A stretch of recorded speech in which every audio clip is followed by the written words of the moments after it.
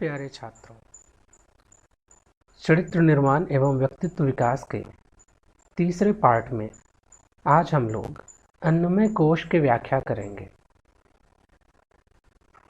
Human value के इस class में चरित्र क्या है यदि हम लोग ये जान लें तो फिर इसके विकास के अलग अलग सोपानों के बारे में जानना आसान हो जाता है। हमारी प्रत्येक क्रिया तथा विचार हमारे मन पर एक छाप छोड़ जाते हैं। ये संस्कार ही यह निर्धारित करते हैं कि हम एक विशेष क्षण में किसी विशेष परिस्थिति में कैसा आचरण करेंगे। हमारे इन समस्त संस्कारों का योग हमारे चरित्र का निर्धारण करता है। यही हमारे व्यक्तित्व को नियंत्रित करने वाला मूलभूत सिद्धांत होता है। अब प्रश्न उठता है कि व्यक्तित्व विकास का सार क्या है। व्यक्तित्व विकास का सार मनुष्य की इच्छा शक्ति को सबल बनाना होता है और हमारे व्यक्तित्व का यह दिव्य केंद्र ऐसा लगता है कि 5 आवरणों से आच्छादित है, जिसे हम लोग पंचकोश के नाम से जानते हैं। अन्नमय कोश के अंतर्गत शरीर तथा इंद्रियां आती हैं। प्राणमय कोश जो भोजन पचाना, रक्त संचार, श्वास लेना और छोड़ना तथा शरीर की अन्य क्रियाएं संपन्न करता है। मनोमय कोश मन के चिंतन, संवेदन तथा आवेग आदि क्रियाओं द्वारा पहचान में आता है। विज्ञानमय कोश व्यक्ति की निश्चय आत्मिका शक्ति है। यह विवेक तथा इच्छा शक्ति का भी स्थान है। और आनंदमय कोश का अनुभव गहन निद्रा के समय सुख के रूप में आप कर सकते हैं।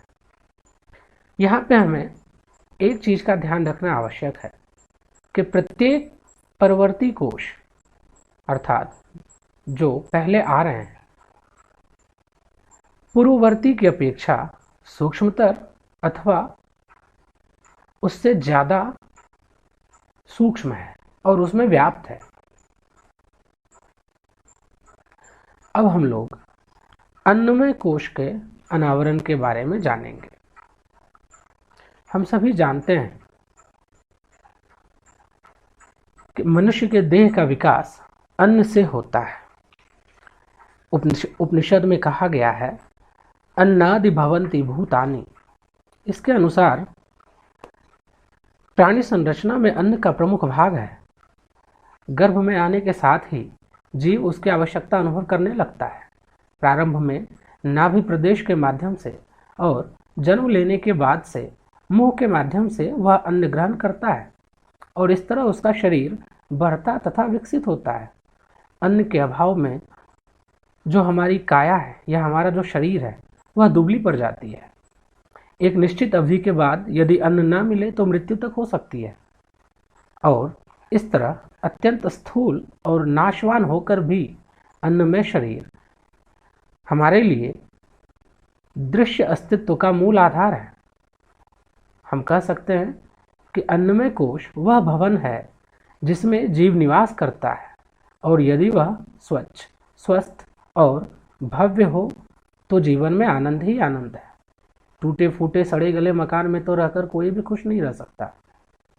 अन्नमय कोश स्थूल शरीर के तात्विक और उसकी महत्ता को स्वस्थ समर्थ बनाए रखने की विद्या का नाम है। क्योंकि हम जानते हैं जो हमारा शरीर है जिसे हम अन्नमय कोश के रूप में देखते हैं यह अन्न के रस से उत्पन्न होता है और अन्न के रस से ही बढ़ता है और फिर अंत में पृथ्वी में लुप्त हो जाता है। शरीर अन्न से पुष्ट होता है और यदि अन्न नहीं है तो ये कृश होता है। इसीलिए इसे अन्नमय कोश भी कहते हैं।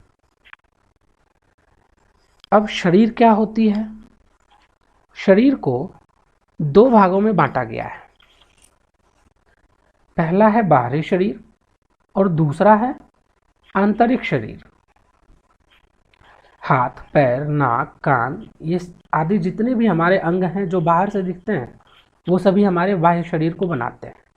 और आंतरिक शरीर के अंतर में पाचन तंत्र, श्वसन तंत्र, रक्त संचरण तंत्र इत्यादि ऐसे जितने भी आंतरिक तंत्र हैं वो हमारे शरीर के आंतरिक शरीर को बनाते हैं।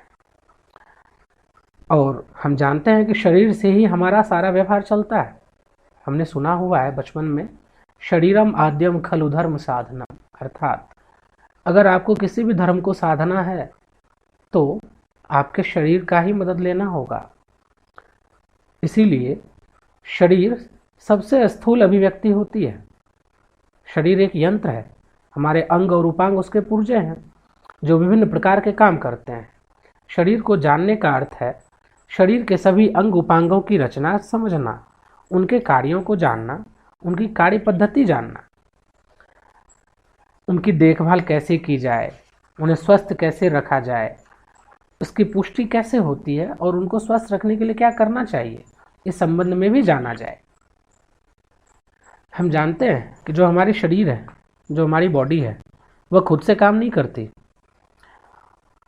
उसे चलाना पड़ता है। बिल्कुल वैसे ही जैसे हमें किसी भी मशीन को चलाने के लिए उसमें कई तरह से कमांड देना होता है। शरीर जब स्वस्थ रहता है तभी अन्नमय कोश ठीक है। और हम जानते हैं कि हमारा शरीर स्वस्थ कैसे रहेगा। जैसे अच्छा भोजन चाहिए, रेस्ट चाहिए, जैसे निद्रा के रूप में भी जानते हैं हम लोग, और व्यायाम चाहिए। शरीर कितना ही अच्छा हो परंतु हम शरीर नहीं हैं, हमें इस बात का भी ध्यान रखना चाहिए। क्योंकि शरीर का विकास करना एक अलग बात होती है, लेकिन शरीर हमारे लिए एक साधन ही है। अगर हम लोग ऐसा मानते हैं केवल शरीर ही हमारे लिए सब कुछ है तो हम लोग केवल अन्नमय कोश में जी रहे होते हैं। क्योंकि उस समय हम लोग केवल शरीर को ही सबसे ऊपर रखकर उसी के सजधज में सारा कार्य करते हैं और उसी के आधार पर ही अपना मूल्यांकन करते हैं। अपनी पसंद नापसंद सब शरीर से जुड़ी होती है, तो हम लोग अपने सही स्वरूप को पहचान ही नहीं पाते हैं। और यहीं से हमारी अज्ञानता दिखती है कि शरीर साधन है, साध्य नहीं। अब बारी आती है कि अन्नमय कोश का विकास कैसे हो सकता है। अन्नमय कोश के विकास के लिए हमें कुछ चीज़ों पे ध्यान देना आवश्यक है। कैसे? कि सबसे पहले वृद्धि, फिर दूसरी आती है बल, फिर आती है निरामयता, कुशलता, लोच और तितिक्षा। बल से हमारा आशय क्या है और वृद्धि से हमारा आशय क्या है, इसे हम लोग अब एक एक करके समझेंगे। पहले वृद्धि को समझते हैं। हम सब जानते हैं जब बालक माता के गर्भाशय में आता है तब वह बीज रूप में होता है। शरीर के कोई भी अवयव बने हुए नहीं होते हैं, परंतु जिस प्रकार एक वृक्ष के बीज में पूरा पूरा वृक्ष समाया होता है, उसी प्रकार गर्भाशय में स्थित बीज में भी पूरा मानव शरीर समाया हुआ होता है। धीरे धीरे समय बीतने पर उसके शरीर के अंग प्रत्यंग प्रकट होने लगते हैं और जन्म के समय तक पूर्ण शरीर बन जाता है। जन्म के समय शरीर बहुत छोटा होता है, समय के साथ साथ उसकी वृद्धि होती है, जिसे हम लोग ऊंचाई, मोटाई, वजन आदि परिणामों से नाप लेते हैं। और शरीर के अंग उपांग की वृद्धि का क्रम भी स्वाभाविक है। हम ये जानते हैं कि जैसा हमारा आहार होगा वैसी हमारी वृद्धि होगी। अगर हमारा आहार उचित है तो वृद्धि उचित ढंग से होती है, परंतु सामान्य रूप से शरीर की वृद्धि की सीमा माता पिता के माध्यम से भी निश्चित होती है। फिर आती है बारी बल की। बल कार्य हम कुछ भी करते हैं उसे अपने बल से ही मापते हैं। शरीर काम करता है, उसे काम करने के लिए ताकत चाहिए, शक्ति चाहिए। मांसपेशी, रक्त, हड्डी, जो हमारे छोटे छोटे टिश्यूज होते हैं, अगर ये बलवान नहीं होंगे तो शरीर अच्छी तरह से काम ही नहीं कर सकता है। इसलिए हमें इन्हें बलवान बनाना चाहिए। फिर आती है बारी लोच की। आप देख सकते हैं हमारे जितने भी जॉइंट्स हैं कुछ समय के बाद, लगभग 30 साल की उम्र के बाद, और आजकल तो कुछ छोटी उम्र के बच्चों में भी अक्सर अस्थियों की प्रॉब्लम्स दिखाई पड़ने लगती है। हमारी हड्डियां जम जाती हैं, अच्छे ढंग से काम नहीं कर पाते हैं, यूरिक एसिड का वृद्धि हो जाती है बॉडी में। ये सब क्यों होता है? क्योंकि हमारे शरीर का लोच कम हो जाता है।